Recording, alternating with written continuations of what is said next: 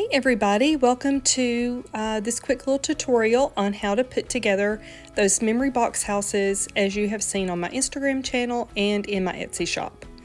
And I'm starting here, I'm just showing you these are the back sides of the house papers. I've already covered the front sides of the walls. You can do that first, but you do not want to attach the other papers just yet. That is the last step.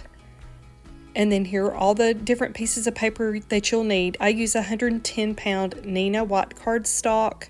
Just anything heavy cardstock will work on this part. And there's a look at how that accordion fold works that will go inside of the house. And that is cut to 3 7/8, and then by the 11, just leave the length as it is. And then I'm going to show you here, the first score I make is the 3/4 score mark, as you can see there. And then every 1/2 inch up until the last little fold there at the end. So 3/4.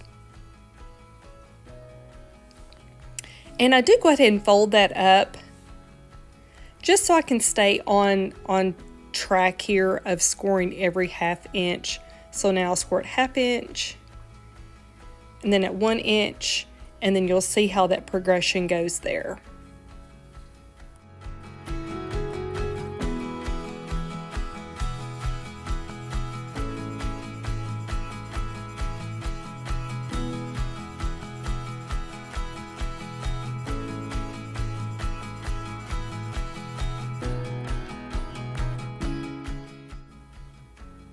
And if everything goes right, you should be left with a 3/4 inch tab at the end also.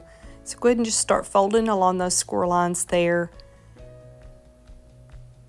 Your 2 little wall pieces that will attach to the back wall are those 3/4 inch flaps. So that's what it looks like when everything is folded. So you'll see you'll have the 1/2 inch valleys, then the peak, and then a 1/2 inch valley and a peak. Okay, so that next fold after that first fold creates that valley, and then the next one will make our peak. And I normally do use my bone folder here to get really nice crisp lines there, especially working with this really thick cardstock. You'll want to get some really good crispness there on your folds. So you'll see here I'm just progressing on, making a valley and a peak all the way down the strip of the paper.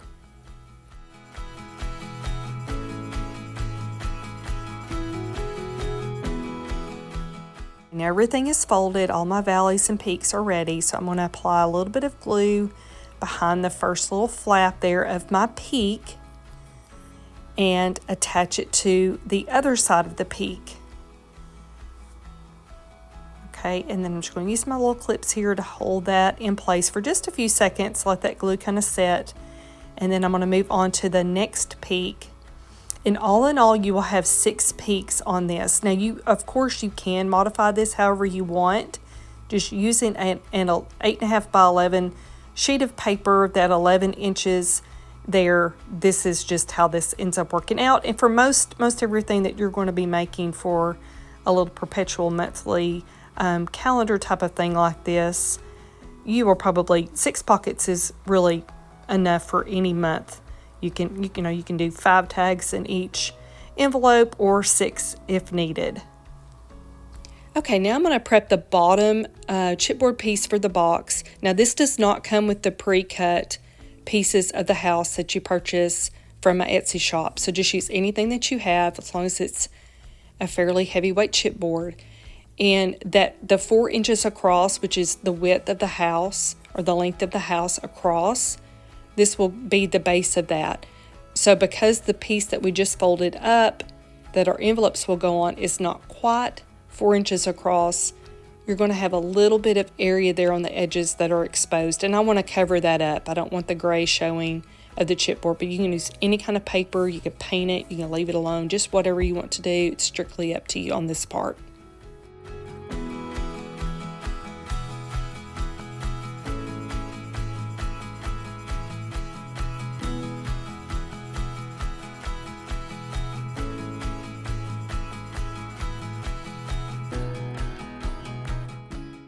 Okay, the next step we're going to do is make sure that that chipboard piece and our folded paper piece are the same width.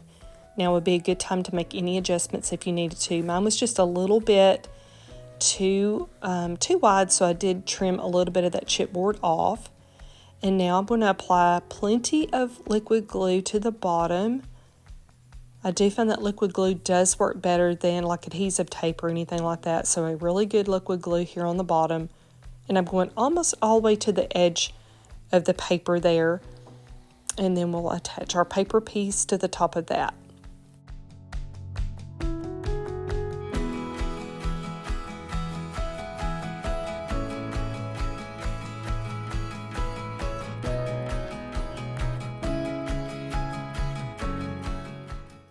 So I'm just lining up that top flap and that back flap. Those 3/4 inch flaps will be sticking up.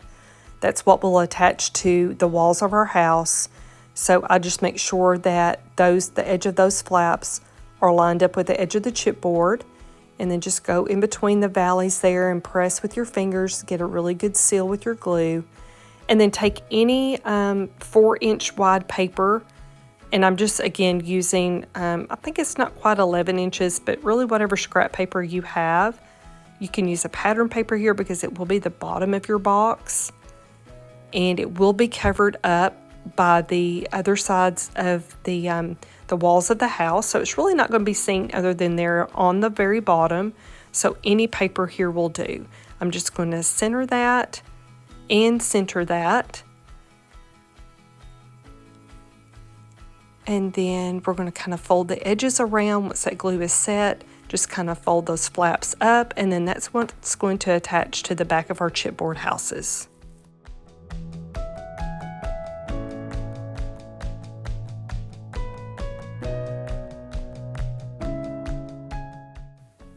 Okay, now I'm just going to apply my glue again to that 3/4 inch flap and attach it to the other flap.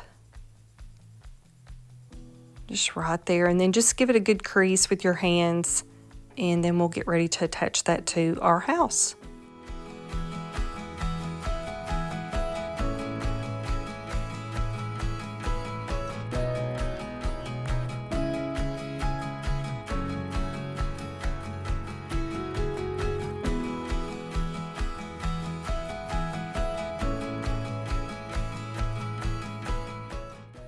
Okay, now we're going to get ready to glue those big flaps onto the back sides of our house. So just plenty of glue here on that. And then this will go to the back side of the front side of the house, and that other large flap will go to the front side of the back side of the house. Now this should be the same width as the house shape itself, and if it's not quite that wide, that's fine too, because it will be covered up by our other pattern paper.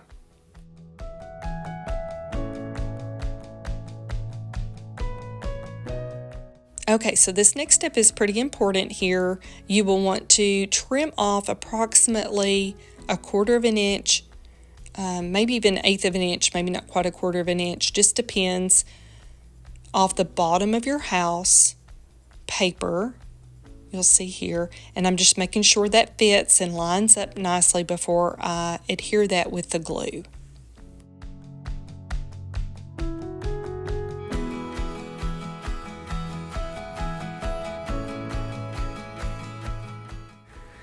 Okay, so now let's move on to our pocket construction. You will need to repeat this part 6 times, okay? Or actually 5 more times to make 6 different pockets. I'm using a 4x10 sheet of pattern paper. Scored at 3 inches and 7 inches.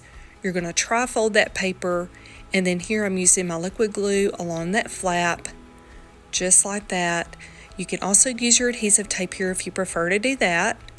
And then just a little bit here so it doesn't have kind of a pucker where that paper kind of overflaps there. But no glue on the bottom. We're just gluing that portion down right there. Okay?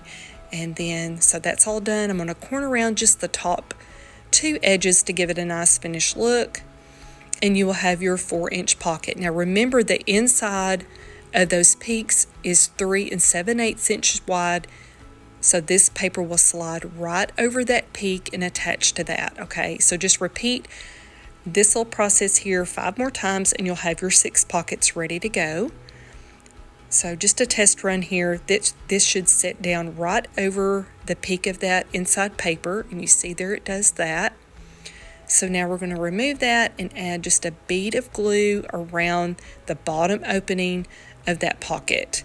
And then once we set that back down, we're going to press that in place over that peak, and then that will secure that in place and it's ready for your tags. Okay, so repeat that 5 more times and you're good to go. And then you'll see here a picture on the end of how this all looks with all your tags and fun things inside. And that's it. Let me know if you have any questions or anything, and thanks so much for watching.